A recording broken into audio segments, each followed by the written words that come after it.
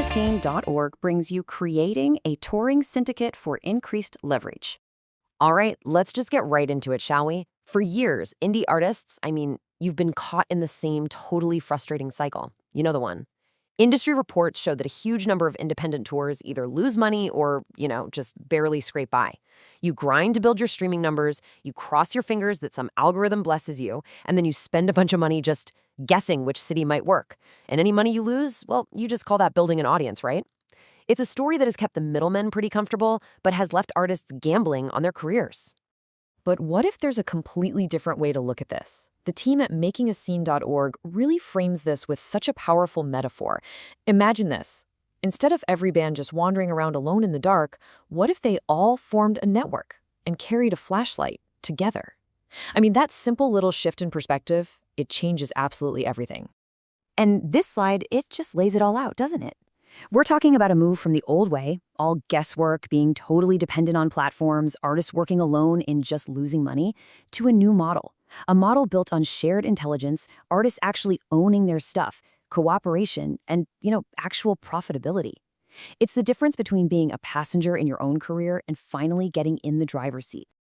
So, what do we call this new way of doing things? Well, the solution, as the folks at makingascene.org propose it, is something they call a touring syndicate. It's a whole new kind of alliance, and it's designed from the ground up for today's independent artist. So let's be really clear about what this actually means. A touring syndicate, it's a formal, cooperative-style business. And here's the really crucial part. It's built on a foundation of data that the artists themselves own and control. And the shared goal? It's all about making touring smarter and way more profitable for every single person involved. And I really have to emphasize this. This is not just a group chat between a few bands. It's not some loose collective that's just held together by, vibes. A syndicate is a real business structure. It has binding agreements, it has shared rules, a whole formal framework. This is about building something that's meant to last, not just, a casual promise to swap some opening slots. I love how the writers at makingascene.org put this. Think about it like this. You're basically upgrading that classic symbol of indie touring, the band van, into a modern, super powerful data cooperative. It's that same collaborative spirit, yeah, but it's got a much, much smarter engine. So how does this engine actually work, right? What makes the whole thing go? Well, it really comes down to two key components that, when you put them together, give artists this incredible power. Their own data, analyzed by AI.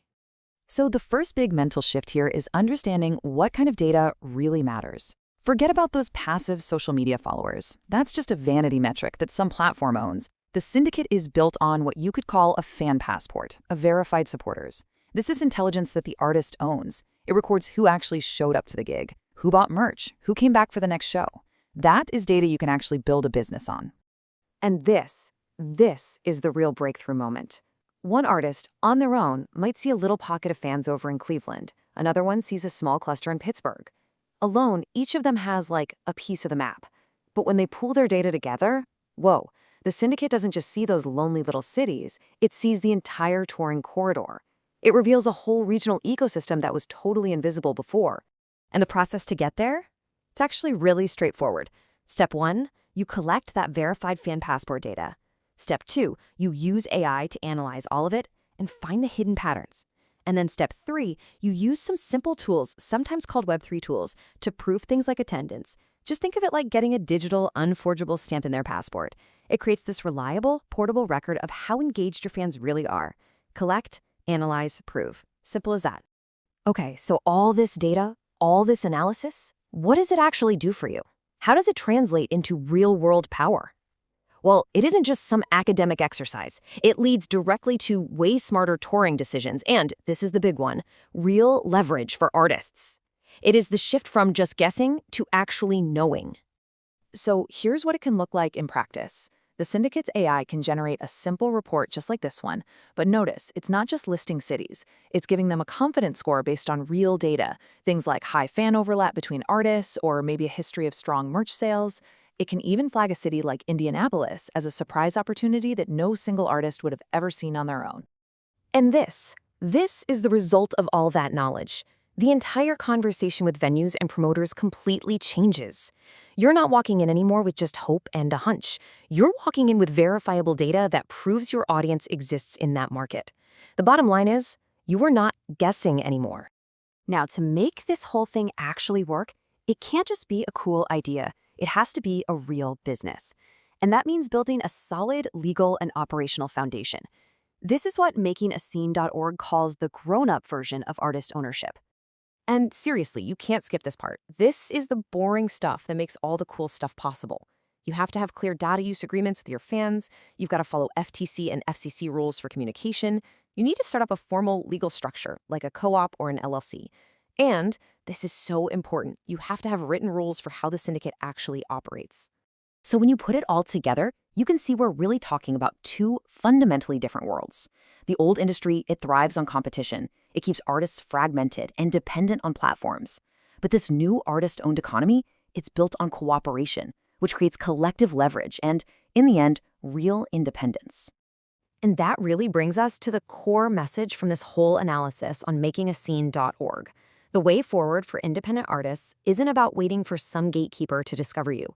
It's about taking matters into your own hands and building the system that you need to thrive.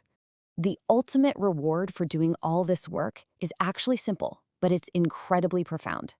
The artists who figure this out first, who embrace this cooperative model, they're going to tour smarter and they're going to keep more of their own money. And why? For one simple reason. For the first time, they will finally own the map to their own careers. And that leaves us with one final powerful question to chew on. When artists are no longer just wandering around in the dark, when they're finally holding that map in their own hands, where do you think that road is going to lead?